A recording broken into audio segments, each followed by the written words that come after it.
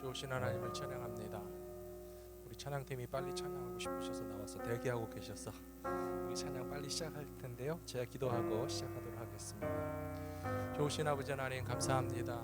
오늘 10월 첫 번째 주일 저희들에게 허락해 주시고 우리의 가는 길을 주님이 아시고 우리의 가는 길을 주님이 인도하시며 우리를 생명의 길로 진리의 길로 인도해 주실 것을 믿기 때문에 찬송 부르며 따라가기를 원합니다. 예배하는 이 시간 성도님들의 모든 근심과 걱정과 무거운 짐을 다 맡아 주시옵시고 하늘의 평강과 소망만을 바라보는 은혜의 시간이 될 수 있도록 주장하여 주시옵소서. 우리 주 예수 그리스도 이름으로 기원하옵나이다. 아멘.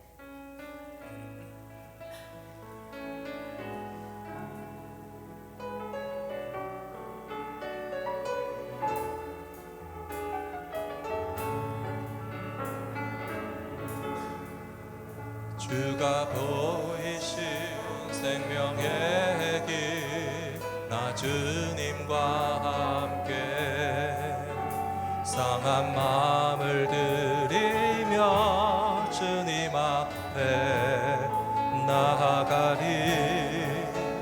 나의 의로움이 되신 주 그 이름 예수 나의 길이 되신 이름 예수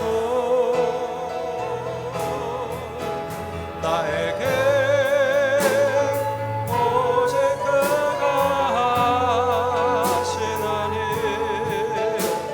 나를 단련하신 후에 내가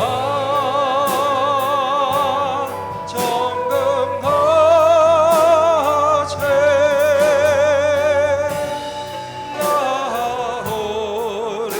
나오리라. 주가 보이신 생명의 길 나 주님과 함께 상한 마음을 들이며 주님 앞에 나아가리. 나의 의로움이 되신 주 그 이름 예수 나의 길이 신 이름 예수 나에게 오직 그가 하시나니 나를 단련하신 후에 내가 정금같이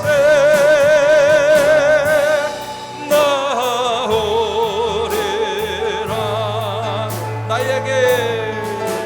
나에게 오직 그가 하시나니 나를 단련하신 후에 내가 정금같이 나오리라.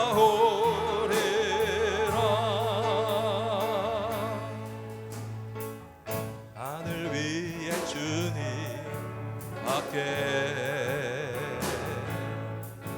내가 사모할 자 이 세상에 없네. 내 마음과 힘은 믿을 수 없네. 오직 한 가지 그 진리를 믿네. 주는 나의 힘이요 주는 나의 힘이요 주는 나의 힘이요 영원히 주를 의지하리.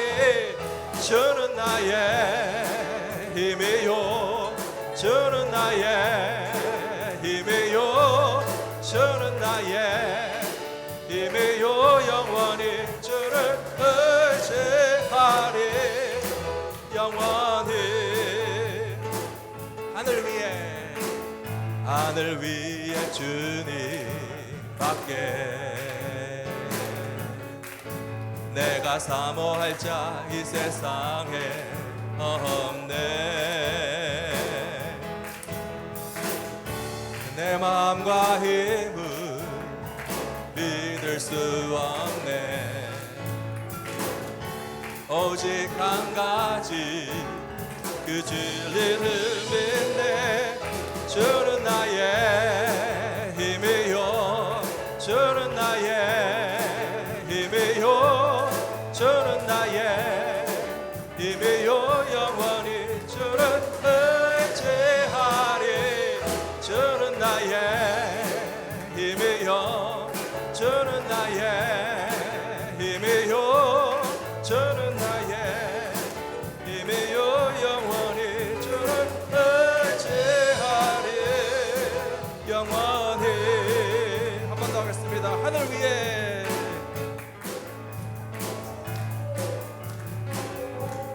내가 사모할 자, 내가 사모할 자 이 세상에 없네. 내 마음과 힘을 믿을 수 없네.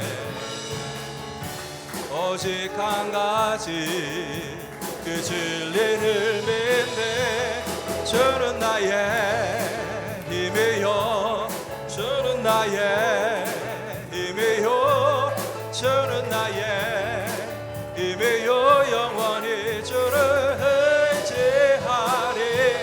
주는 나의 힘이요, 주는 나의 힘이요, 주는 나의 힘이요.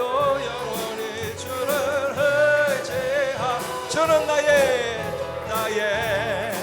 힘이요, 주는 나의 힘이요, 주는 나의 힘이요.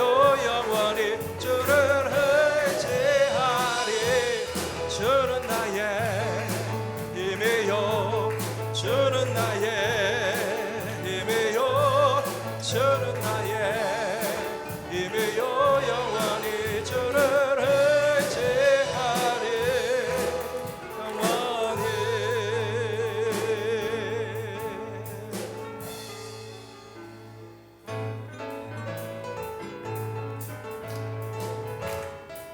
슬픈 마음 있는 사람 같이 찬송하겠습니다. 슬픈 마음 있는 사람 예수 이름 믿으면 영원토록 변함없는 기쁜 마음 얻으리. 예수의 이름은 세상의 소망이요. 예수의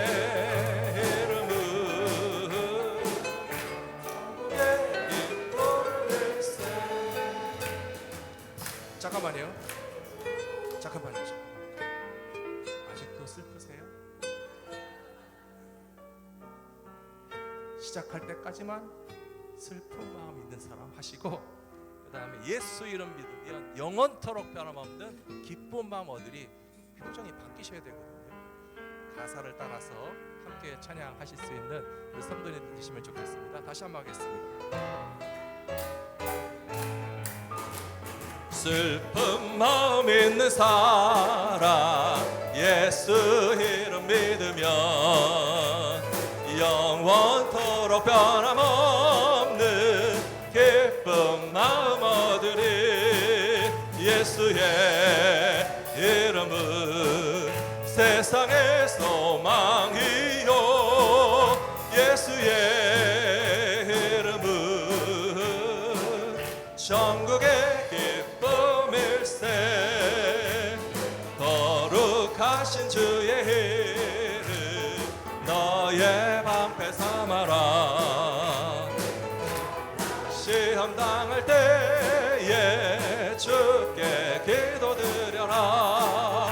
예수의 이름은 세상의 소망이요. 예수의 이름은 전국의 기쁨이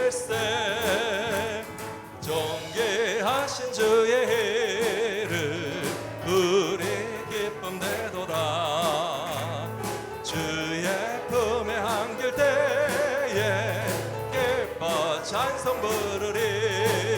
예수의 이름은 세상의 소망이요, 예수의 이름은 천국의 기쁨일세. 우리 갈 길 다간 후에 보좌 앞에 나가 왕의 왕께 경배하며 멸류관을 드리리. 예수의 이름은 세상의 소망이요, 예수의 이름은 천국의 기쁨일세. 죄에서 자유를 얻게 함은 보혈의 능력, 주의 보혈. 시험을 이기고 승리하니 참 놀라운 능력이로다. 주의 보혈 능력이 또다. 주의 피 믿어. 주의 보혈 그 어린 양의 매우 귀중한 피로다. 육체의 정욕을 이길 힘은 보혈의 능력, 주의 보혈. 정결한 마음을 얻게 하니 참 놀라운 능력이로다. 주의 보혈 능력이 또다. 주의 피 믿어. 주의 보혈 그 어린 양의 매우 귀중한 피로다. 눈보다 더 희게 맑히는 것 보혈의 능력, 주의 보혈. 부정한 모든 것 맑히시니 참 놀라운 능력이로다. 주의 보혈 능력이 또다. 주의 피 믿어. 주의 보혈 그 어린 양의 매우 귀중한 피로다. 구주의 복음을 전할 제목 보혈의 능력, 주의 보혈. 날마다 나에게 찬송 주니 참 놀라운 능력이로다. 주의 보혈 능력이 또다. 주의 피 믿어. 주의 보혈 그 어린 양의 매우 귀중한 피로. 주의 보혈, 주의 보혈 능력이 또다. 주의 피 믿어. 주의 보혈 그 어린 양의 매우 귀중한 피로다. 주의 보혈 능력이 또다. 그의 피 믿어. 주의 보혈 그 어린 양의 매우 귀중한 피로. 주의 보혈 능력이 또다. 주의 보혈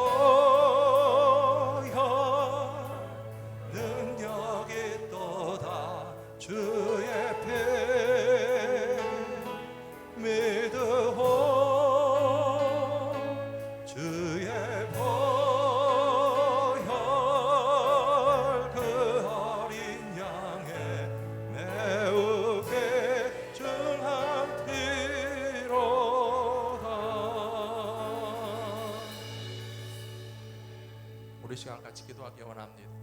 죄에서 자유를 얻게 하신 주님의 보혈의 능력이 있기 때문에 우리가 슬픔 가운데 기쁨을 얻을 수 있고 구원받은 자의 감격과 감사를 가지고 예배 드릴 수 있습니다. 예수님의 십자가의 보혈의 능력이 나타나는 예배가 되게 하시고 우리들의 마음 가운데 하나님의 크신 은혜를 기억하고 감사하면서 찬송 올려드리는 예배 시간이 될 수 있게 해달라고 합심하여 기도하신 후에 강신문 장로님 우리를 대표하여 기도해 주시겠습니다. 같이 기도하겠습니다. 아버지 하나님, 이 시간 주님 앞에 감사함으로 기도합니다. 예수님의 십자가에 보혈을 높이 찬양하기 원합니다. 죄에서 자유케 하시고 우리의 모든 허물과 죄악과 부끄러운 것들을 덮어주시고 가려주시고 용서하여 주셔서 하나님의 보좌 앞에 나아갈 수 있도록 우리에게 허락해 주신 하나님의 귀한 사랑과 예수님의 십자가의 능력을 기억하게 하여 주셔서 우리가 기뻐할 수 있는 것, 세상에 무슨 기쁨이 있겠습니까? 위로가 있겠습니까? 소망이 있겠습니까? 우리를 향하여 베풀어 주신 예수님의 십자가의 권세와 능력 때문에 예배하는 자리가 자가 되어서 하나님 앞에 나와서 정말 찬송하고 감사하며 기뻐할 수 있는 이 기쁨을 분명히 깨달을 수 있는 예배 시간이 될 수 있도록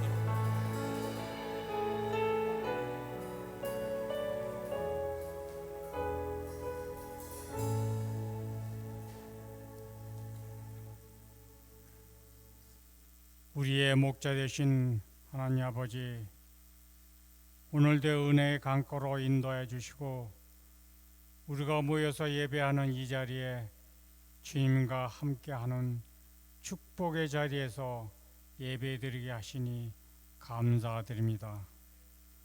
자비로우신 하나님 아버지, 이 시간 한 주간 동안의 삶을 더듬어 보면서 주님 앞에 회개합니다. 저희들이 지난주 세상에 살면서 주님의 뜻대로 살기를 원하면서도 세상 일에 매달려 주님한테 가깝게 가지 못했습니다. 주님 용서하여 주시옵소서.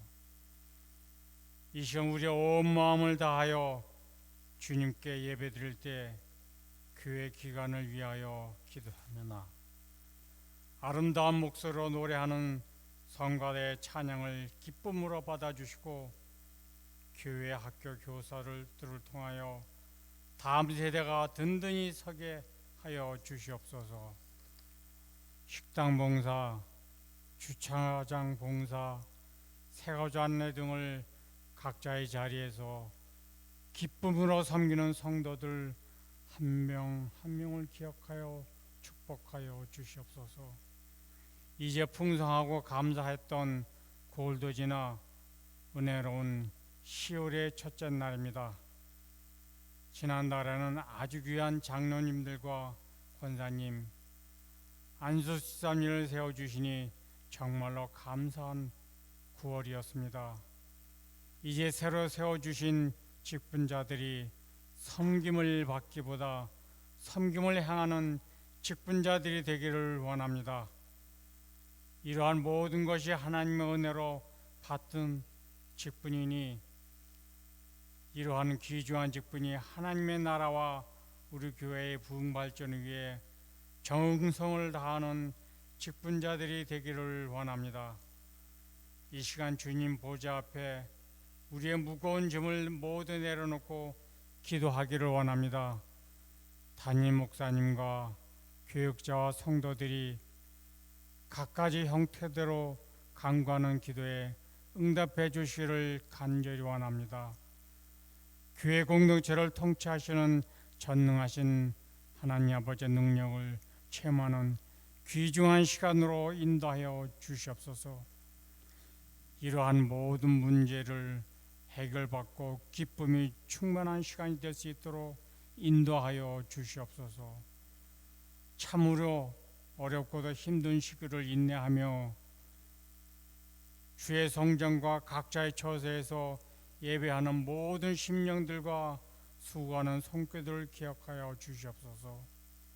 우리들이 이 세상 살면서 삶의 긴박함 때문에 얻었던 온갖 추하고 어긋난 생각들을 이 시간 깨끗이 회개하게 하여 주시고 사랑스러운 만군의 주의 장막에서 살게 하여 주신 하나님을 영원히 신뢰하며 이 시간 하나님과 행복한 대화를 나누는 예배가 되게 하여 주시옵소서.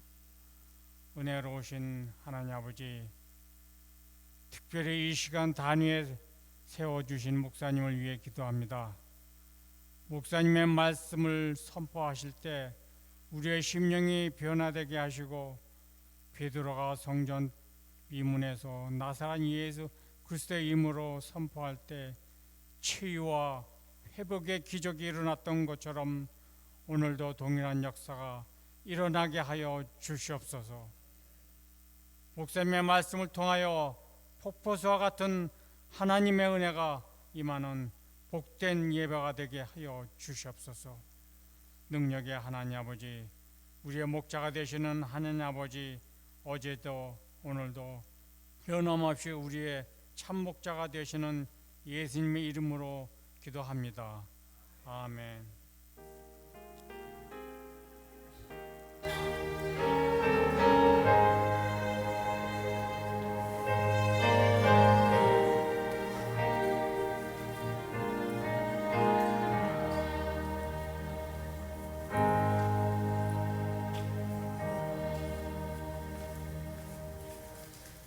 자리에 일어나셔서 앞뒤 좌우에 계시는 성도님들과 반갑게 인사 나눠주시면 감사하겠습니다. 사랑이 나를 믿는 곳에 하나님께서 계시도다. 인사하시겠습니다. 사랑의 나누 믿는 곳에 하나님께서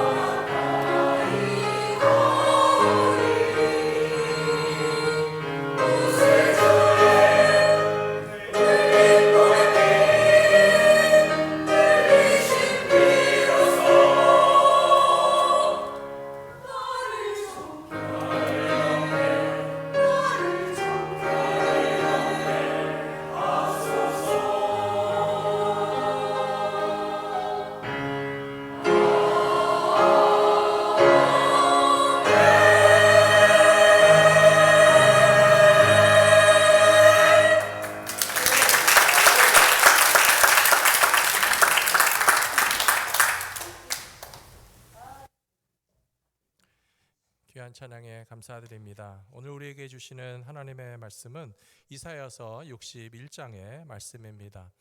이사야서 61장 1절부터 마지막 11절까지 말씀, 오늘 한 절씩 같이 처음부터 끝까지 교독하시면 좋겠습니다. 제가 먼저 이사야서 61장 1절 봉독하겠습니다. 주 여호와의 영이 내게 내리셨으니 이는 여호와께서 내게 기름을 부으사 가난한 자에게 아름다운 소식을 전하게 하려 하심이라. 나를 보내사 마음이 상한 자를 고치며 포로된 자에게 자유를, 갇힌 자에게 노임을 선포하며.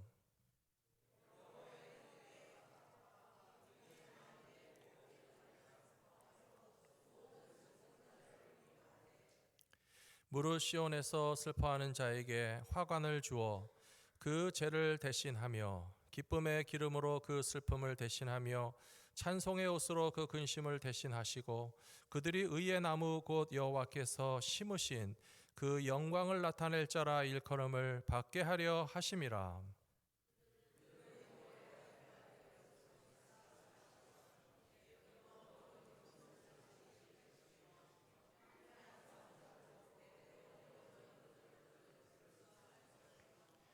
외인은 서서 너희 양떼를 칠 것이요 이방 사람은 너희 농부와 포도원 지기가 될 것이나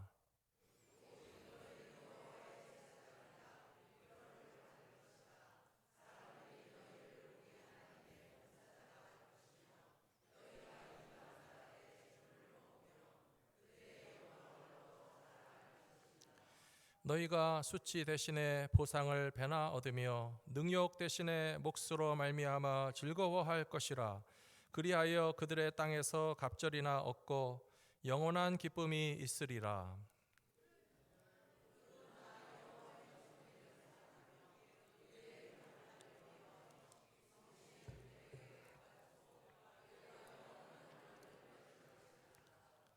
그들의 자손을 문나라 가운데에 그들의 후손을 만민 가운데에 알리리니 무릇 이를 보는 자가 그들은 여호와께 복받은 자손이라 인정하리라.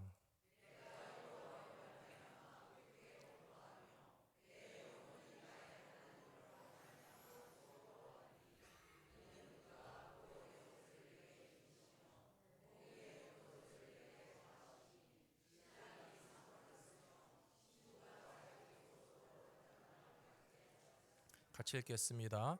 땅이 짝을 내며 동산이 거기 뿌린 것을 움돋게 함 같이 주 여호와께서 공의와 찬송을 모든 나라 앞에 솟아나게 하시리라. 아멘.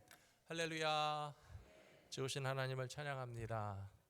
성경 교독도 오랜만에 하셨는데 참 잘하셨습니다. 우리 성도님들의 우렁찬 성경 봉독 소리가 예배당에 울려 퍼지니 참 아름답고 하나님이 기뻐하신다고 저는 믿습니다. 오늘 10월 첫 번째 주일 예배하러 오신 모든 성도님들을 진심으로 환영합니다. 2022년에 4분기가 시작되어서 이제 10월, 11월, 12월밖에 안 남았구나. 혹시 좀 이 마음이 위축되시는 분들이 계시다면 하나님은 우리에게 끊임없이 소망을 주시고 새로움을 더하시고 우리의 살아갈 날들 가운데 놀랍고 크신 일들을 계획하고 준비하시는 하나님이 되시는 것을 믿으시면서 4분기가 된 것이 조금 더 마음이 초조하거나 불안해질 일이 아니고 더 주 안에 소망을 새로 붙잡게 되시는 믿음의 백성들이 다 되시기를 축복합니다. 오늘 말씀에도 보시면 이사야 61장의 말씀을 다 읽은 이유가 있습니다. 하나님의 크신 구원과 놀라운 회복의 계획이 장엄하게 펼쳐지고 있습니다. 하나님이 얼마나 슬픈 자에게는 위로를 주시고 눌린 자에게는 자유를 주시고 죄를 뒤집어 쓴 사람에게는 기쁨의 기름을 부어주시고 우리에게는 찬송의 옷을 입혀주시겠다. 얼마나 멋있는 말씀들이 막 쫙 펼쳐집니까? 이 이사야 61장의 말씀을 보시면서 그렇구나, 우리를 향하여 하나님의 계획하신 것이 이렇게 멋있는 것이구나 하는 것을 내게 주시는 말씀으로 다 함께 받으실 수 있으면 참 좋겠습니다. 이 말씀을 쭉 읽으시면서 이사야 선지자의 말씀이지만 이스라엘의 역사 가운데서 이 말씀들이 가장 인기를 끌고 사람들의 마음에 와 닿았던 때가 있었다고 하는데요. 바로 그때가 바벨론 포로기라고 합니다. 바벨론 포로 시절에 남의 나라에 끌려가서 억압된 생활을 하다가 보니까 하나님께서 슬픈 자에게 기쁨을 주시고 억눌린 자를 자유케 하시고 우리에게 죄를 뒤집어 쓰는 것이 아니고 기쁨의 꽃 화관을 씌워주시겠다고 하는 말씀이 얼마나 소망을 붙잡게 되는 그런 좋은 말씀이 되었겠습니까? 하나님의 기쁜 소식은 참 놀라운 역설이 있는데요. 가난한 자에게 더 큰 소망이 되는 줄로 믿습니다. 단지 물질적으로만 가난하다는 것이 아니라 예수님께서 산상보훈에서 이야기하신 것처럼 심령이 가난한 자는 복이 있나니, 이게 굉장히 역설이죠. 세상에서는 가난하면 복이 있다고 합니까? 복이 없다고 말합니까? 복이 없다고 말하죠. 그런데 예수님은 아니다. 심령이 가난한 사람은 복이 있다. 세상에서는 가난하다고 우습게 알고 멸시하는지 모르나 하나님의 축복이 먼저 채워지고 차고 넘치게 될 사람들은 심령이 가난한 사람이기 때문에 오히려 슬픈 사람도 복이 있고 억눌린 사람도 복이 있고 포로된 사람도 복이 있고 그것은 하나님께서 책임져 주시기 때문이다라고 하는 사실을 기억하실 때에 오늘 이 이사야 61장의 말씀이 우리들에게 소망이 되는 말씀이구나 하는 것을 붙잡으시게 되기를 부탁합니다. 이스라엘 백성들이 바벨론의 포로로 끌려갔을 때 이 말씀을 고맙게 붙잡았던 것처럼 우리 민족도 역사적으로 비슷한 시기가 있었습니다. 일본 제국주의에 억압된 때가 있었습니다. 대한제국의 백성으로 사는 것이 아니라 일본 제국의 일반 시민도 아니고요, 식민지 백성으로 살았습니다. 2등 국민이라는 것입니다. 너희 나라는 우리나라에 먹혔다라고 하는 그 시대에 우리 한국 사람들은 교회를 다니면서 이 말씀을 읽을 때에 하나님이 언젠가 우리를 보상해 주시고 보복해 주시고 자유케 해 주시고 위로해 주실 것이다라고 하는 소망을 갖게 되었던 것처럼 오늘 장로님도 기도하실 때 잠깐 기도하셨거든요. 우리가 지금 가장 힘들고 어려운 시대를 살아가고 있습니다. 경제적인 위기가 우리의 마음을 힘들게 하고 정치적으로 사회적으로 혼란스러운 일들이 많이 있어서 많은 사람들이 미래가 걱정된다라고 하는 공통적인 생각을 가지고 계시는데요. 그 미래가 먼 미래가 아니고 1년 뒤가 어떻게 될지 모르고 한 달 뒤가 어떻게 될지 모르는 우리 삶의 불안함이 턱 아래까지 차 있다 할지라도 하나님께서는 이렇게 어렵고 힘든 상황 가운데서 우리에게 소망이 되신다는 사실을 분명히 기억하면서 살아가신다면 미래를 생각하며 불안해하는 것이 아니라 우리의 미래는 하나님께서 책임져 주시고 하늘의 기쁨으로 충만하게 해주실 것이라고 하는 소망을 더욱더 붙잡으시게 되는 성도님들이 되실 줄로 믿습니다. 제가 오늘 이사야 61장을 찾게 된 이유는요, 6절에 나오는 말씀 가운데서 하나님의 봉사자라고 하는 단어가 굉장히 마음에 들었습니다.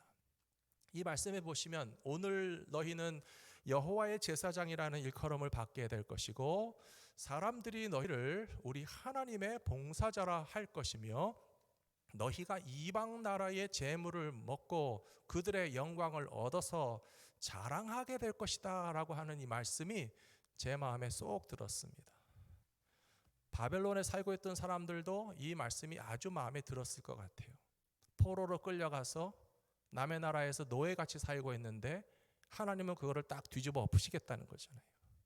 이방 나라 사람들을 위해서 봉사하는 사람들이 하나님의 봉사자라고 하는 영광스러운 이름을 얻게 될 것이고 바벨론 사람들을 위해서 일해서 바쳐야 되는 사람들이 오히려 이방 나라 사람들의 재물을 얻게 된다고 하셨고 하나님의 백성들의 영광과 자존심이 짓밟혀져서 땅에 떨어졌는데 이방 나라의 영광을 너희가 얻게 될 것이다 하니까 얼마나 기뻤겠습니까? 사랑하는 성도 여러분, 오늘 이 시간만큼은 저와 여러분 모두가 왕같은 제사장이고 하나님의 봉사자라고는 그 자부심을 가지시게 되면 좋겠습니다. 한번 연습해 보도록 하겠습니다. 두 분씩 짝지으시고 제 말을 따라해 주시기 바랍니다. 당신은 하나님의 봉사자입니다. 네, 한 두세 분 정도가 아멘 하셨죠? 이렇게 말을 들으면 아멘으로 탁 대답을 하고 자기 걸로 받으셔야 돼요. 그냥 누가 옆에서 당신은 하나님의 봉사자입니다 그러면 그래? 그래서 날려보내지 마시고 누가 나보고 당신은 하나님의 봉사자입니다 그러면 아멘 하고서 받으셔야 되거든요. 어떻게 하는지 아시겠죠? 다시 한번 해보겠습니다. 저보고 하지 마시고 옆에 계신 분들이랑 짝을 져서 해보시기 바랍니다. 당신은 하나님의 봉사자입니다. 끝나기도 전에 아멘 하시는 분들이 다시 한번 하겠습니다. 또 다른 분에게 하시기 바랍니다. 당신은 하나님을 위한 봉사자입니다. 아멘. 하나님을 위한 봉사자로서 살아가는 것이 우리 인생의 가장 기쁘고 영광스러운 직분이 될 줄로 믿습니다. 그렇게 하기 위해서 첫 번째로 거룩한 직분을 감당할 수 있는 것은 주님의 성령이 함께 하실 때라는 사실을 잊지 마셔야 됩니다. 이사야 61장 1절 말씀에 보시면 주 여호와의 영이 내게 내리셨으니 이는 여호와께서 내게 기름을 부으사 가난한 자에게 아름다운 소식을 전하게 하려 하심이라. 나를 보내사 마음이 상한 자를 고치며 포로된 자에게 자유를 갇힌 자에게 노임을 선포하게 하신다라고 하셨는데요. 첫 번째 라인부터 보시면 주 여호와의 영이 임하셔서 이런 일들이 이루어지게 하신다라고 하는 사실은 예수 믿는 모든 사람들이 항상 기억해야 하는 것입니다. 누가복음 4장에 보시면요, 예수님께서 자라나신 고향 나사렛에 있는 회당에 들어가셔서 성경을 읽으시기 위해서 저처럼 성경을 낭독하는 낭독자의 자리에 예수님이 서셨습니다. 그러자 회당에서는 그날 읽을 성경 두루마리를 갖다가 예수님께 드렸는데요.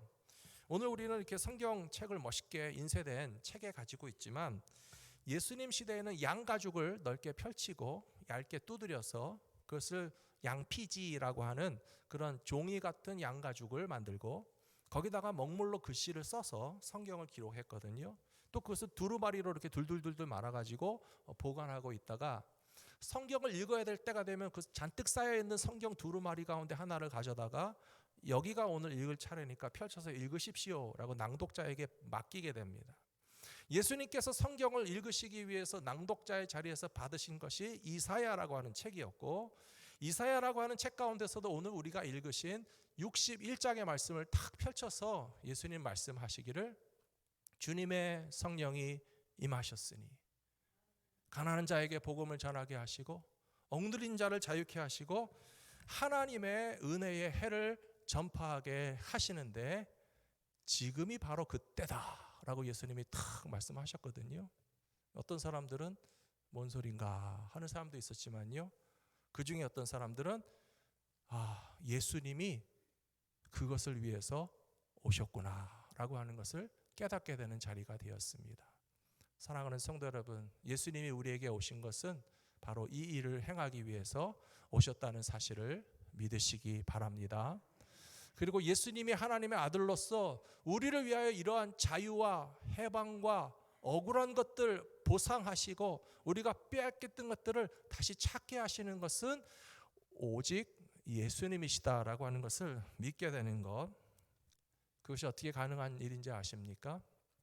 역시 성령께서 역사하시기 때문에 그렇습니다. 사랑하는 성도 여러분, 성령님을 받으셨습니까?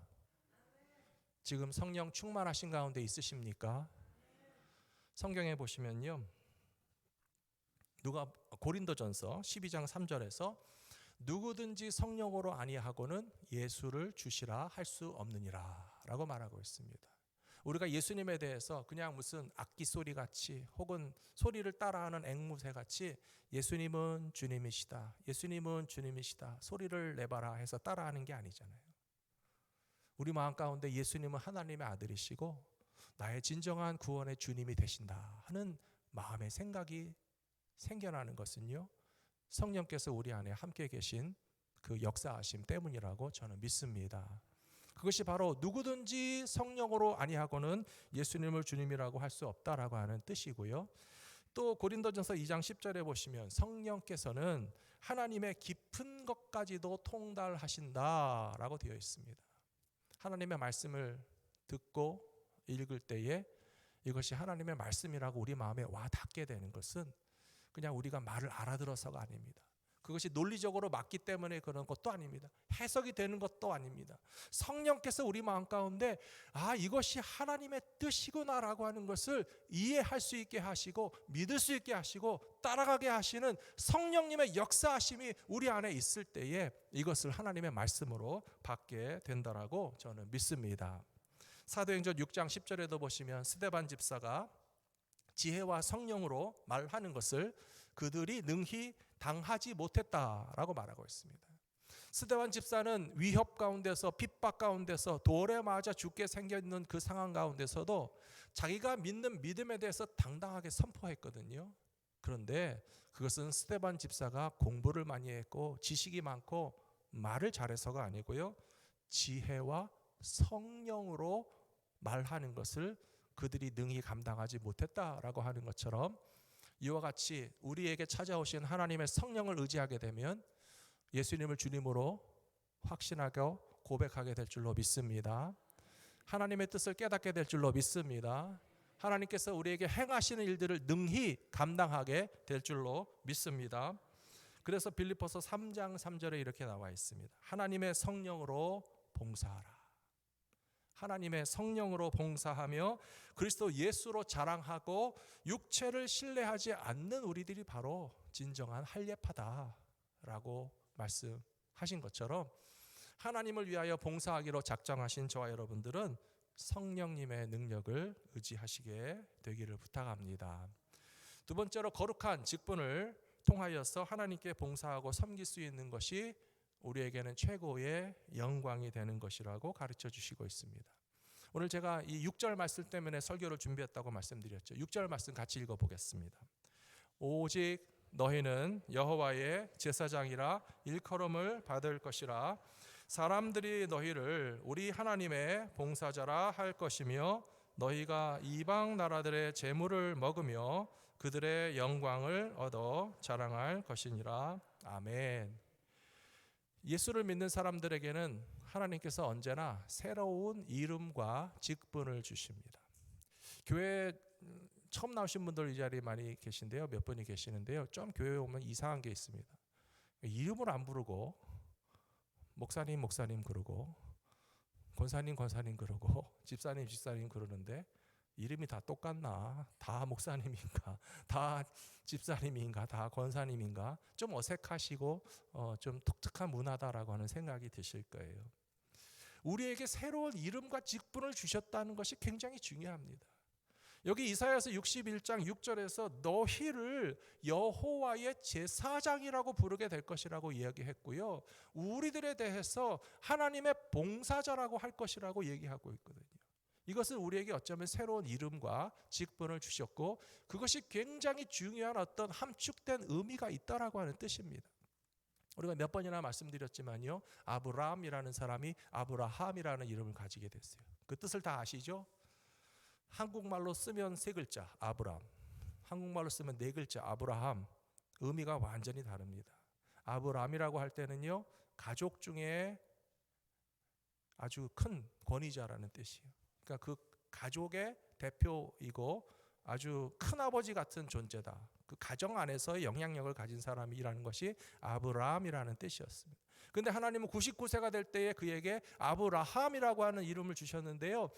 아브라함의 인생과 삶의 목표와 비전과 의미가 스케일이 확 커지는 거예요. 열방의 아버지가 되겠다. Father of nations. 모든 나라와 모든 민족들이 아브라함이라고 하는 사람을 축복의 통로로 삼아서 그를 믿음의 조상으로 고백하면서 아브라함을 통해서 하나님께서 축복을 쏟아 부어 주시기를 원하셨기 때문에 이름을 바꿔주셨고 그에게 새로운 직분을 주었다라고 하는 것이거든요. 여러 번 말씀드렸으니까 길게 설명 안 하겠습니다. 이제는 야곱에게도 이름을 새로 바꿔주셨습니다. 야곱이 하나님께로부터 새로 받은 이름이 뭐였죠? 1부 예배 때는 대답을 많이 하시던데 2부 예배는 아무도 대답 안 하시네요. 야곱에게 새로 주신 이름은 이스라엘이에요. 이스라엘의 이름 그 뜻은 아시나요? 이스라엘이라는 뜻이 뭐죠? 자신 있게 틀려도 좋으니까 자신 있게 대답을 해보세요. 이스라엘이라는 이름 뜻을요, 제가 어렸을 때 교회 다닐 때는요, 하나님과 겨루었다, 성경에 그렇게 나오는데요, 조금 이제 뭘 덧붙이시더라고요. 뭐라고 덧붙이죠? 하나님과 겨루어서 이겼다, 그렇게 덧붙이더라고요. 맞는 것도 같은데 생각해 보니까 안 맞는 것 같아요. 여러분들 어떻게 생각하시나요? 야곱과 하나님의 천사가 밤새도록 씨름을 했어요. 야곱이라는 이름 뜻부터 말씀드려야 되겠죠. 야곱이라는 말은요, 뒤꿈치를 잡는다는 뜻이에요. 형이 엄마 뱃속에서 먼저 튀어나가니까, 야 네가 먼저 나가면 형이 되니까 나는 그걸 참을 수 없으니까 나 붙잡고 뒤꿈치를 잡겠다. 야곱은 태어나면서 계속 뒤꿈치 잡아서 잡아뜨리고 쓰러지면 그걸 딱 날름 채가는 사람이었거든요. 근데 야곱으로 살다가 하나님께서 야복강 나루토에서 하나님의 천사와 밤새도록 씨름하게 하셨는데요, 아무리 생각해봐도 야곱이 씨름해서 이겼을까요? 하나님의 천사가 씨름해서 이겼을까요? 하나님의 천사가 이겼어요.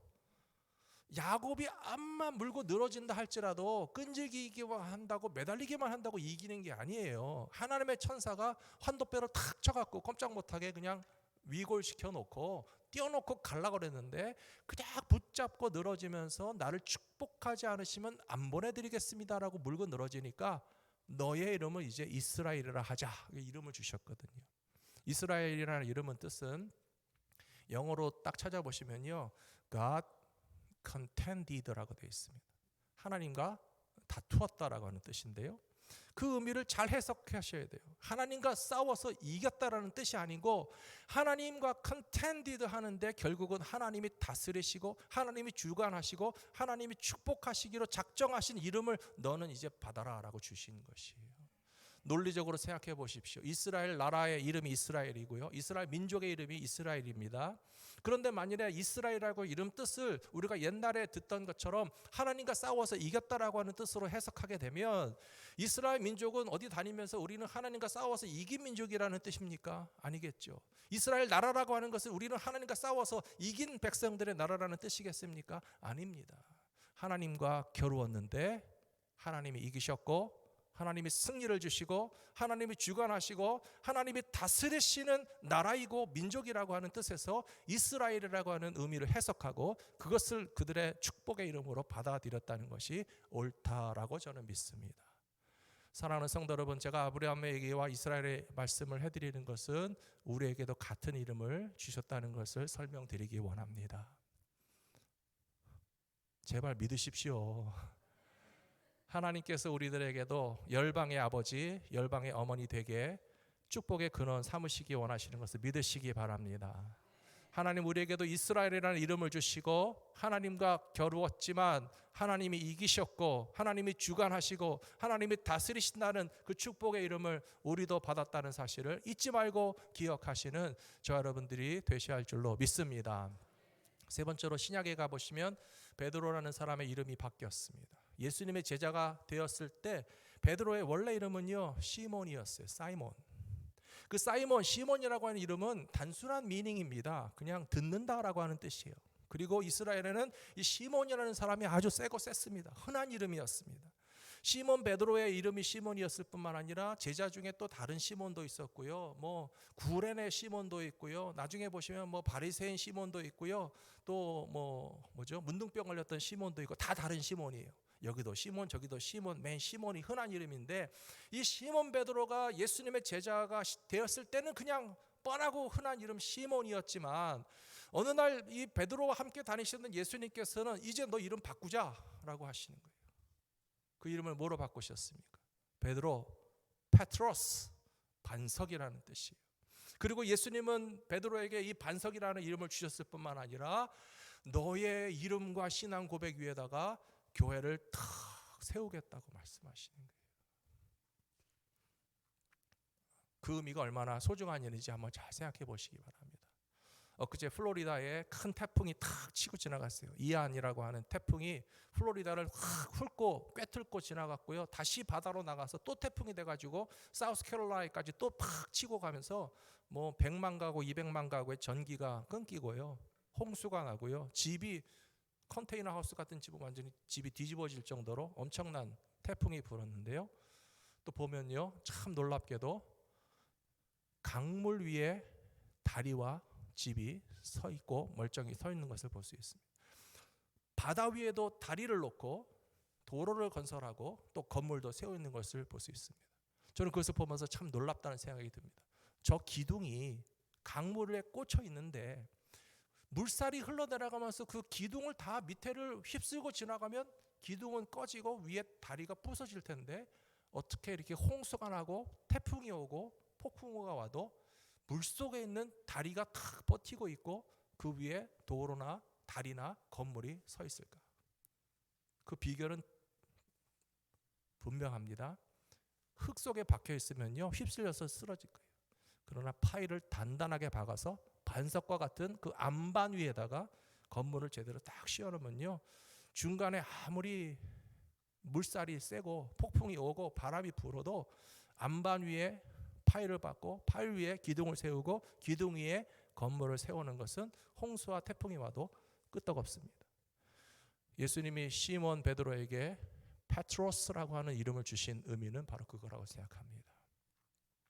이 험악한 세상 가운데 크리스찬들과 교회들이 강물이 흘러가고 태풍이 몰아닥쳐도 우리를 반석과 같은 믿음의 사람으로 삼아주시고 이름을 바꿔주시면 베드로와 같은 믿음을 가진 사람들을 위해 세워진 교회는 흔들리지도 않고 무너지지도 않고 부서지지도 않고 든든히 서 있게 될 줄로 믿습니다. 왜 우리에게 이러한 이름을 바꿔주셨는지를 기억하시면서 오늘 말씀에도 보시면 우리들에게 영광스러운 이름을 주시려고 바로 하나님의 제사장이고 하나님의 봉사자라고 새 이름을 주신 의미를 이해하시게 될 것이라고 믿습니다.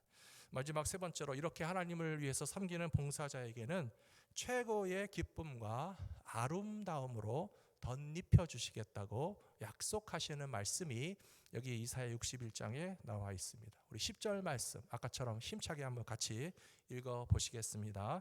내가 여호와로 말미암아 크게 기뻐하며 내 영혼이 나의 하나님으로 말미암아 즐거워하리니 이는 그가 구원의 옷을 내게 입히시며 공의의 겉옷을 내게 더하심이 신랑이 사모를 쓰며 신부가 자기 보석으로 단정함 갖게 하였습니다. 아멘.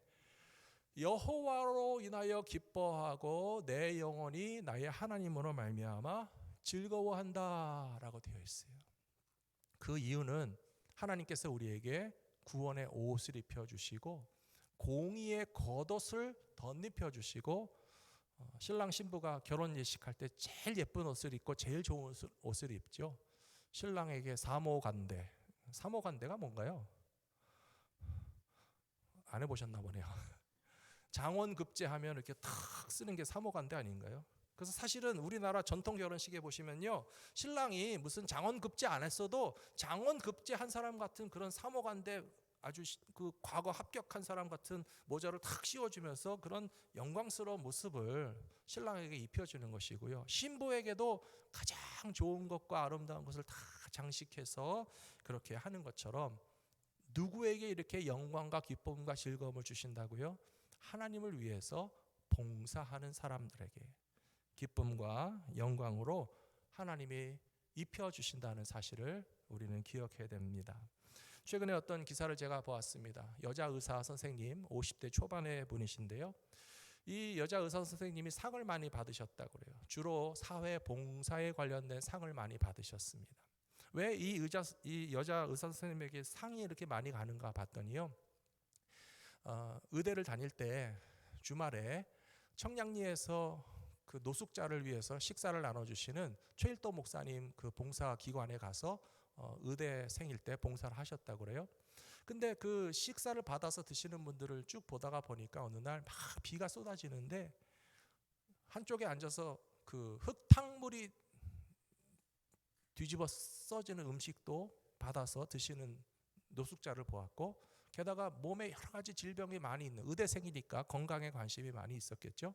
그래서 이렇게 가난하고 못 먹고 우리랑 똑같은 인간인데 어떻게 이렇게 빗속에서 흙탕물 튀기는 음식을 먹고 앉아서 몸에 병을 갖고 살아야 되나, 그런 불쌍한 마음이 들어서 나는 의사가 되고 라이센스를 따면 최일도 목사님과 함께 그 무료 다일 천사 병원에서 봉사해야 되겠다고 해서 그 병원을 창립할 때 창립 멤버로 함께 일하신 그 여자 의사 선생님의 이야기가 신문 기사에 난 것을 보았습니다.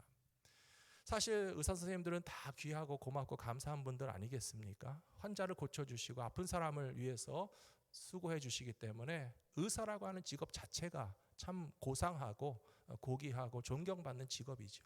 근데 그 중에서도 이 여자 의사 선생님은 계속 20여 년 동안 그런 병원에서만 일하셨어요. 다일 천사 무료병원에서 일하시고 노숙자를 위한 병원에서 일하시고 시립병원에서 정말 가난한 환자들이 계속 밀려오는데 그 환자들의 질병만 고칠 것이 아니라 이렇게 자기가 재원을 마련하고 상금을 받고 하면 그분들의 다른 필요를 위해서도 치료비 외에도 뭐 정말 월세를 못 내시는 분은 월세를 도와주기도 하고 학비가 없는 학생에게는 학비를 도와주기도 하고 정말 생활비가 없어서 병원에서는 치료받고 나가면 오갈 데가 없는 사람들에게 의사 선생님이 오히려 도와줘가면서 20여 년 동안 봉사하는 일을 살아오셨기 때문에 또 이번에도 새롭게 봉사상을 받으셨다라고 하는 기사를 봤고요. 제가 기사를 쫙 보면서 정말 이분이 크리스찬이라는 게 참 고맙고 감사하고 자랑스럽게 여겨졌습니다. 어차피 의사로서 살아가는 삶은 각자 다르시겠죠. 뭐 그냥 일반 의사로 살아가셔도 제가 먼저 말씀드린 것처럼 얼마든지 존경하고 감사해야 할 수 있습니다. 하지만 그 중에서 이렇게 특별한 마음으로 희생 봉사하시는 분을 우리가 더 존경하게 되지 않습니까? 하나님의 봉사자라고 하는 말에 그런 의미가 담겨져 있는 것 같습니다.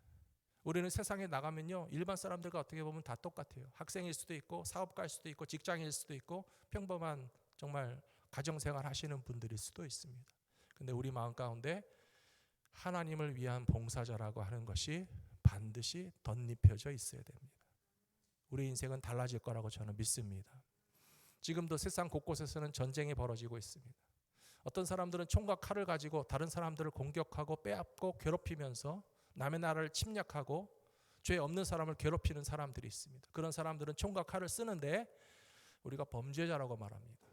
전쟁 범죄자도 있고 사회적인 범죄자도 있고 총과 칼을 가지고 남을 괴롭히고 뺏기고 강도질하고 남의 나라를 침략하는 그런 사람들도 있지만요. 똑같이 칼과 총을 쓰고 있지만 우리는 경찰이 와서 강도를 막아주고 군인들이 나라를 위해서 지키면서 총과 칼을 쓰는 것에 대해서 존경합니다. 내 나라와 내 민족이 침략을 당할 때에 우리 가족과 내 나라를 위해서 나가서 싸워서 희생하신 분들은 정말 전쟁 영웅이라고 부르기도 하고요. 국가를 위해서 봉사하시는 존경하고 우리가 감사해야 하는 사람들도 똑같이 총과 칼을 쓰고 있고 남의 나라를 가서 괴롭히고 파괴하고 범죄를 저지른 사람들도 똑같이 총과 칼을 쓰고 있습니다. 우리 크리스찬들은 믿음의 용사가 되어야 되고요. 의로운 자가 되어야 되고요. 무너지고 허물어진 것들을 다시 세우는 하나님의 봉사자들이 되셔야 할 줄로 믿습니다. 오늘 이사야 61장에서 쭉 나오는 말씀, 이렇게 화관을 씌워주시고 기쁨의 기름을 부어주시고 찬송의 옷을 입혀주시는 이유는 무너진 것을 다시 세우게 하심이다라고 되어 있습니다. 사랑하는 성도 여러분, 저는 올 가을에 말씀의 방향을 지금 잡고 있는데요. 우리들이 다시 재건하고 중수하고 무너진 성벽을 다시 쌓고 허물어진 집을 다시 세워야 될 것은 무엇인가? 거기에 초점을 맞추기를 원합니다. 오늘 생각난 김에 조금 말씀드리면요. 우리 이제 당회에서 의논하려고 제가 자료를 준비하고 있는데요. 우리 교회는 참 축복받은 교회입니다. 80대, 70대 성도님들의 축복을 많이 받았습니다. 그 다음에 50대, 40대는 축복을 좀 조금 받았고요. 30대는 더 적은데요. 제일 충격적인 거 말씀드릴까요? 20대는 한 명도 없어요. 우리는 옥상과 다락이 튼튼합니다. 얼마나 70대, 80대 성도님들이 많으신지 모르겠어요. 제가 막 숫자를 세아리고 이름을 기록하고 막 쫙 리스트하고 당에 보고할 자료를 만들면서 너무 감사하다. 코로나가 끝나는데 95% 다 돌아오셨다고 말씀드렸잖아요. 근데 50대, 40대, 30대 내려갈수록 줄어들더니만 20대는 찾아도 한 명도 없어요. 무너진 것을 세워야 할 자리는 거기에. 구멍이 뻥 뚫린 성벽을 다시 채우고 주저앉았던 오래된 것을 이제 세워서 메꿔서 채워야 될 것은 이제 젊은이들이 주님 앞에 돌아오는 일을 위해서 하나님이 우리에게 새 이름을 주셨습니다. 무슨 이름이요? 하나님의 봉사자다. 우리에게 하나님의 봉사자라고 하는 영광스러운 이름을 주신 이유는 무너진 것을 세워라, 허물어진 벽을 세워라, 주저앉은 건물을 다시 일으켜라 라고 하는 목적을 위해서 하나님께서 우리에게 이렇게 영광스러운 새 이름을 주셨다는 사실을 기억하시면서 함께 귀하게 쓰임 받으실 수 있는 저 여러분 모두가 되시기를 축복합니다. 우리 함께 찬양하고 기도하기 원하는데요, 하나님이 우리를 봉사자로 쓰고 싶으셔도 우리가 거절하면 하나님도 못 쓰십니다. 하나님이 우리를 쓰기 원하십니다. 너희는 왕같은 제사장이다, 거룩한 나라다, 하나님의 소유된 백성이다. 너희를 이제 이방 나라 사람들까지도 하나님의 봉사자라고 말할 것이다 라고 이야기하시는데, 그러면 우리는 뭐라고 반응해야 되겠습니까? 하나님 나 쓰지 마십시오 라고 하지 말고요, 주님 제가 여기 있사오니 나를 써주시옵소서 라고 반응하고 대답하면서 하나님을 위한 봉사자로 쓰임받기 위하여 우리 순종하는 마음으로 같이 찬양하고 기도하시도록 하겠습니다. 주님 내가 여기 있사오니 나를 보내소서.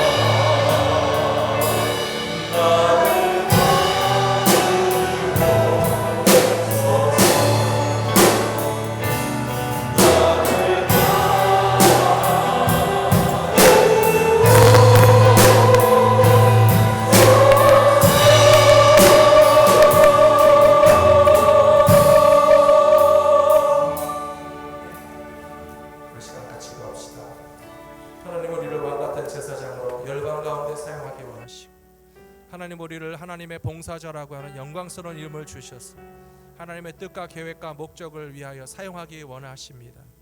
우리가 여기에서 소망을 봅니다. 여기서 하나님의 계획을 봅니다.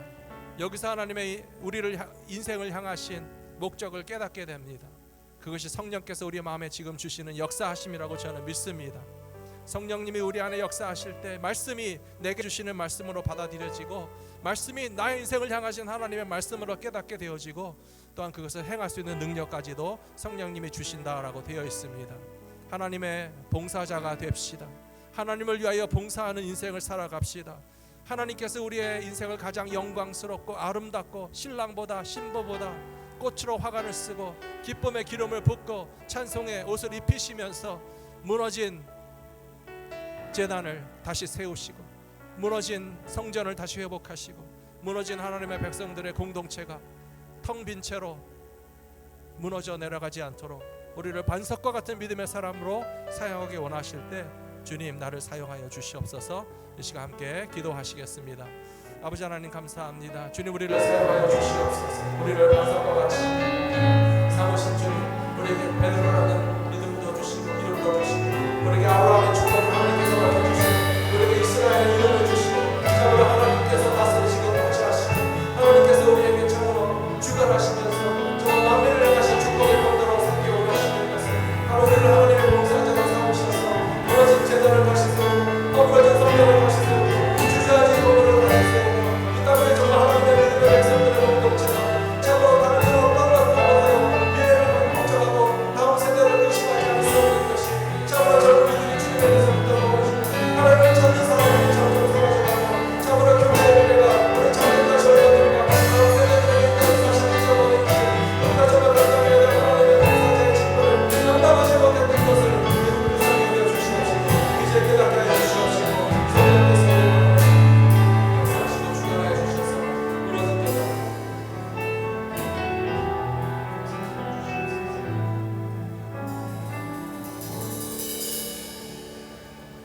거룩하신 하나님, 우리들에게 새 이름을 주시고 새 직분도 주시고 왕같은 제사장 되게 하시고 거룩한 나라가 되게 하시며 하나님의 소유된 백성이요 우리들의 신분이 이제로부터는 하나님을 위하여서 봉사할 수 있는 귀한 이름을 새롭게 주시니 감사합니다. 우리에게 이렇게 영광스러운 이름과 직분을 주신 목적이 어디 있으신지 깨닫게 하여 주시옵시고 만민을 향하여 축복의 통로가 되게 하시는 아브라함의 복을 받은 것이고 하나님이 주관하시고 다스리신다는 이스라엘의 이름을 받은 것이며 베드로와 같이 반석이 되어서 그 위에 교회를 얼마든지 세울 수 있을 만한 든든한 믿음의 사람이 되라고 하신 주님의 부탁을 기억하게 하여 주시옵소서. 하나님의 봉사자로 쓰임받기를 주님이 원하실 때에 주님 내가 여기 있사오니 나를 써주시옵소서. 우리가 함께 고백하였습니다. 이 고백한 대로 살아갈 수 있도록 성령께서 인도하여 주시옵소서. 우리 주 예수 그리스도 이름으로 감사하며 기도 올리옵나이다. 아멘. 교회 소식을 전해드리겠습니다. 오늘 10월 첫 번째 주일 예배하러 오신 모든 성도님들을 진심으로 환영합니다. 예배 마치신 후에 우리 안식 친교실에 오늘은 아주 맛있고 진한 카레가 준비되어 있습니다. 함께 식사하시면서 좋은 친교 많이 나누시기 바랍니다. 다음 주일에는 저희 당회 모임 갖도록 하겠습니다. 우리 새로 되신 장로님들 모두 꼭 참여해 주시고요. 우리 또 당회를 통해서 교회의 모든 중요한 일들을 잘 계획하고 준비하고 진행해 갈 수 있도록 성도님들께서도 많이 기도해 주시기 바랍니다. 또 다음 주에 1, 2부 예배 가운데는 저희 성찬 예식을 가지도록 하겠습니다. 성찬 예식 참여하실 수 있도록 세례 받으신 모든 성도님들 또 고등부 이상 우리 EM과 청년들도 같이 참여해서 함께 예수님의 살과 피를 기념하고 나누는 그런 거룩한 성예식 함께 참여해 주시기 바랍니다. 미디어 팀에서 봉사해 주실 분들 계속 찾고 기다리는 가운데 있습니다. 뿐만 아니라 새가족 팀에서도 또 봉사해 주실 분들을 찾고 있습니다. 우리 새가족들이 계속 이제 오시고 계시거든요. 아마 10월 말이나 11월 초에 또 우리가 그동안 중단했던 새가족 환영회도 가지고 새가족들이 잘 정착하실 수 있도록 섬겨드리기 위해서 또 함께 도와주실 분들이 필요합니다. 김정원 목사님이 혼자서 매우 바쁘십니다. 라이드의 방송에 새가족 사역에 많이 도와주셔서 협력해 주시면 모든 부서 사역들이 잘 활성화되고 회복될 거라고 믿습니다. 협력해 주시기 바랍니다. 교회 소식은 주보 참고해 주시고요. 다 같이 일어나셔서 찬송가 191장 부르시면서 준비하신 헌금 하나님 앞에 올려 드리시겠습니다.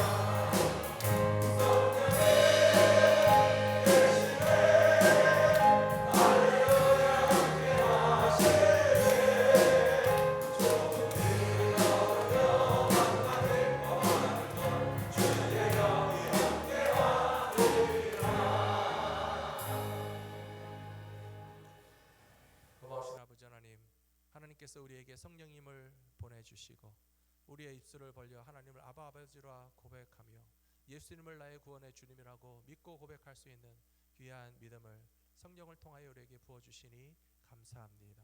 또한 성령님 우리 마음 가운데 감동 감화하여 주셔서 하나님의 뜻이 무엇인지 깨닫게 하여 주시고 하나님께서 우리에게 주신 새로운 직분과 사명이 무엇인지도 알게 하여 주실 뿐만 아니라 감당할 수 있는 능력까지도 주실 줄로 믿습니다.